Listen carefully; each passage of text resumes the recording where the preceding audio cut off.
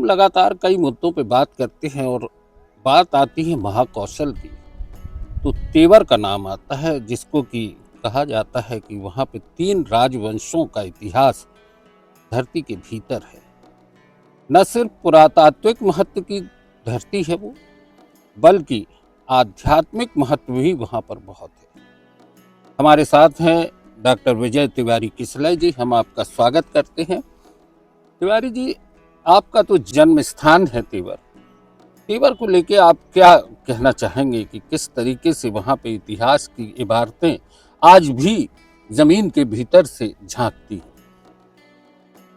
तेवर का नाम आते ही अधिकतर जितने इतिहासविद होते हैं उनको सबको ये मालूम है कि तेवर अर्थात त्रिपुरी, और त्रिपुरी से ही हम संदर्भ लें त्रिपुरारी का। त्रिपुर का अरि यानी दुश्मन, त्रिपुर का दुश्मन शंकर भगवान है, और शंकर भगवान ने त्रिपुरासुर नाम के राक्षस का यहाँ वध किया था, और इसी के कारण उनका नाम त्रिपुरारी पड़ा। बहुत बड़ी कहानी है ये, आध्यात्म से यानी संबंधित है। त्रिपुर तेवर जो है वहाँ पे त्रिपुर का वध हुआ। जी हाँ, ये त्रिपुर पूरा त्रिपुर क्षेत्र है ये। यहाँ से लेके आप भेड़ा घाट से आगे इधर पर बरगी डैम से आगे तक पूरा ये क्षेत्र त्रिपुर क्षेत्र कहलाता है। और कहते हैं कि त्रिपुरासुर से जब युद्ध हुआ था तो ये पूरा क्षेत्र, इसी क्षेत्र में युद्ध हुआ था, और फाइनली जो डैम है, डैम वहाँ पर एक नंदकेश्वर मंदिर है, तो डैम के आसपास ही उनका वध किया गया था। इस वध की बहुत बड़ी कहानी है। भगवान विष्णु ने खुद विश्वकर्मा जी ने रथ बनाया था। भगवान जब रथ के पहिए तोड़ डाले त्रिपुरासुर ने अपने बाणों से, तो भगवान विष्णु ने एक नंदी का रूप रखा, बैल का रूप, अपने सींगों से उसको रथ को उन्होंने संभाला था, और उसी समय उनका वध हुआ था। और वध करने के बाद में भगवान विष्णु ने वहाँ एक शिवपिंडी निर्मित करके उनका अर्चना की थी, और भगवान शिव ने खुद बोला था ये द्वादश शिवलिंग तो नहीं है, यानी ये दिव्य शिवलिंग है, और इसका नाम नंदकेश्वर है, नंदी के ईश्वर। इधर नंदी मतलब विष्णु भगवान। तो ये त्रिपुरारी वाली ये आध्यात्म की कहानी है। वैसे ये एक पौराणिक और आध्यात्मिक महत्व की जानकारी डॉक्टर विजय तिवारी जी ने दी है। लेकिन एक और चीज आती है, बार बार ये प्रश्न आता है कि तेवर जो है 3 राजवंशों का इतिहास वहाँ पर है, तो उसमें कौन कौन से राजवंश हैं? देखिए, बहुत पहले हूण है वंशी राजा लोगों की वो थी। इसके बाद में यहाँ पर कलचुरीज आए। कलचुरियों की राजधानी थी, करीब 1200 ईस्वी तक कलचुरियों की राजधानी थी। इसके बाद में गोंडवाना शुरू होता है। रानी दुर्गावती का हम नाम लें तो ये तीन राज शासन हैं। लेकिन सबसे बड़ी बात ये है कि कलचुरियों में एक गांगे देव के लड़के थे, कर्णदेव। कर्णदेव ने इतना ज़्यादा राज्य का विस्तार कर लिया था कि शायद भारत में और कोई दूसरा इतना बड़ा साम्राज्य नहीं था। कहते हैं औरंगजेब से, समुद्रगुप्त से ज़्यादा इनका साम्राज्य फैला हुआ था। तो बल्कि इतिहासविद इनको इंडियन नेपोलियन कहा करते थे, और इन्होंने ही एक कलचुरी संवत चलाया। उनको सम्राट घोषित किया गया। ये सम्राट थे और शिव भक्त थे। हर जगह इनके शिव की नगरी, और शिव के शिवलिंग्स वगैरह, चाहे मंडला है, चाहे माहेश्वर की बात कर रहा हूँ मैं, भोपाल के आगे तक, और यहाँ रतनपुर तक की बात कर रहा हूँ, इधर में इलाहाबाद तक की बात कर रहा हूँ। बहुत बड़ा इनका साम्राज्य था। यानी कर्णदेव सिंह, लोग अधिकांश तौर पर कर्ण की राजधानी बोलते हैं और महाभारत काल से जोड़ने का प्रयास करते हैं। इतिहास में बहुत सी गलतियां होती हैं, और जब तक वहाँ पर जिन्होंने जन्म लिया है उनसे न समझा जाए तो उस क्षेत्र को समझना मुश्किल होता है। कर्णदेव सिंह का साम्राज्य बहुत पूरे भारत में, और जैसा कि बताया कि उनको भारतीय नेपोलियन कहा जाता था। तिवारी जी, वहाँ पर अभी भी जिस तरीके से पुरातत्व की बहुत सारी चीज़ें निकलती हैं, मूर्तियाँ निकलती हैं, महल के स्तंभ वगैरह भी निकलते हैं, वो किस काल के हों? इसके पूर्व में आपका पूर्व का प्रश्न है, उसका उत्तर दे दूं कि वाकई महाभारत वाले जो कर्ण थे, कुंती पुत्र कर्ण, ये वो कुंती पुत्र कर्ण ही हैं, द्वापर युग में हुए थे। और ये करीब 500-600 की बात है, 452 ईस्वी के बाद वाली बात है। तो ये यशकर्ण, गांगे पुत्र है, आल्हड़ देवी वगैरह, ये पूरा एक राजवंश है। तो ये दूसरे हैं, क्योंकि इनका पूरा साम्राज्य था और ये है।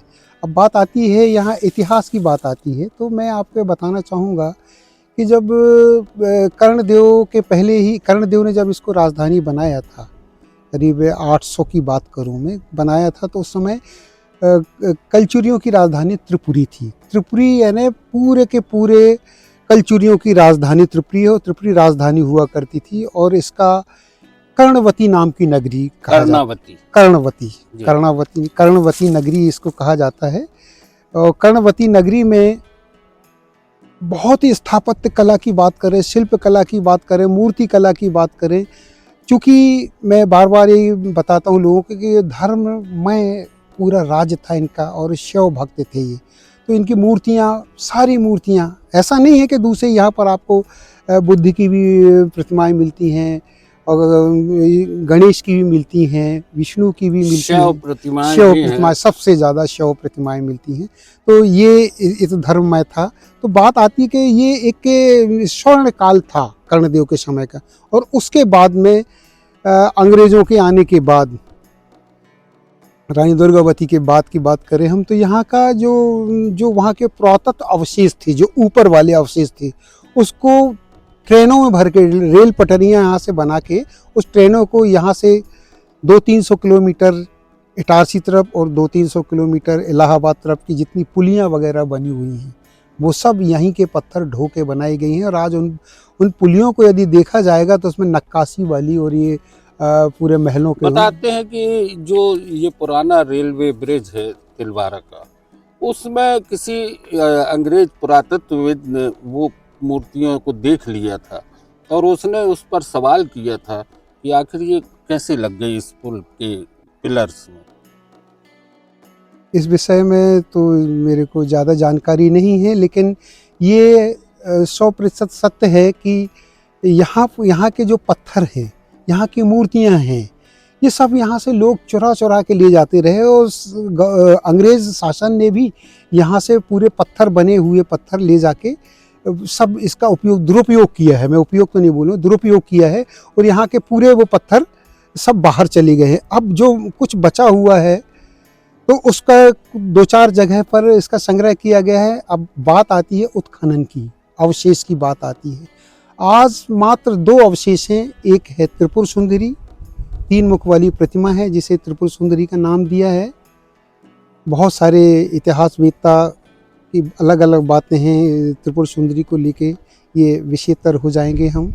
लेकिन एक वो है, और दूसरा है एक, हम लोग उनको गांव की भाषा में बेहुरे बोलते हैं, है ना। अब हाँ, बेहुरे एक मंडप था उधर पर। मंडप के यदि 4 हिस्से किए जाएं तो एक हिस्सा गिर जाता है, बाकी 3 हिस्से पड़े हुए हैं। और पिलर है करीब, समझ लीजिए 12 बाई 12 या 15 बाई 15 फीट की दूरी के, और 10-10 फीट के पत्थर हैं। आज भी उसमें कुछ कलर है, और वो मंडप भर बना, बस इतने अवशेष हैं। मैं खुद ही इसका प्रत्यक्ष हूँ कि उसी जो अवशेष के निकट ही मेरे को 1000 साल पुराना गेहूँ मिला था मेरे को। मैं उस गेहूँ को मैंने वहाँ से निकाला गेहूँ को, और उसको एल्युमिनियम फॉइल में रख के Birbal Sahni palaeo botany institute Lucknow उसको रिसर्च के लिए भेजा था।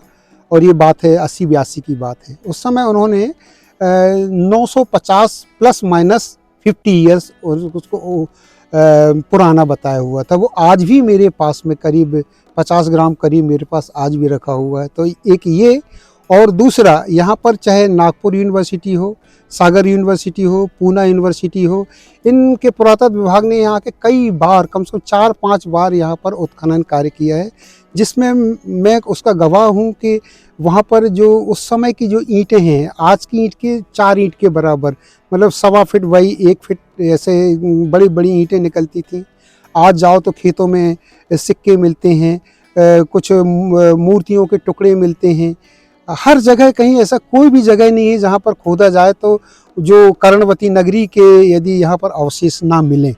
आज 40 फीट नीचे हम खोदते हैं। अब ये मालूम नहीं कि हुण वंश का है वंश का है, लेकिन 40 फीट ऊंचे जब यहाँ पूना यूनिवर्सिटी ने, सागर यूनिवर्सिटी खुदाई की तो 40 फीट नीचे चौका मिल रहा है, वहाँ लैट्रिन के सबूत मिल रहे हैं, चूल्हे मिल रहे हैं 40 फीट नीचे। आप सोचिए जरा, इतना पूरा वो आज भी। तो ये पूरे के पूरे प्रमाण इन यूनिवर्सिटी में जाके, उनके काल में जाके पता किया जाए तो, चूँकि इसकी रिपोर्ट विस्तृत करके हमारे समाज में इस तरह से कोई पुस्तकाकार नहीं हुई है, यदि ये की जाए। हमारे यहाँ से 2-3 किताबें ज़रूर हैं, MC चौबे जी और हीरालाल राय जी की त्रिपुरी का इतिहास वगैरह हैं, लेकिन उसमें भी इतना विस्तृत विवरण नहीं है त्रिपुरी के इतिहास के बारे में।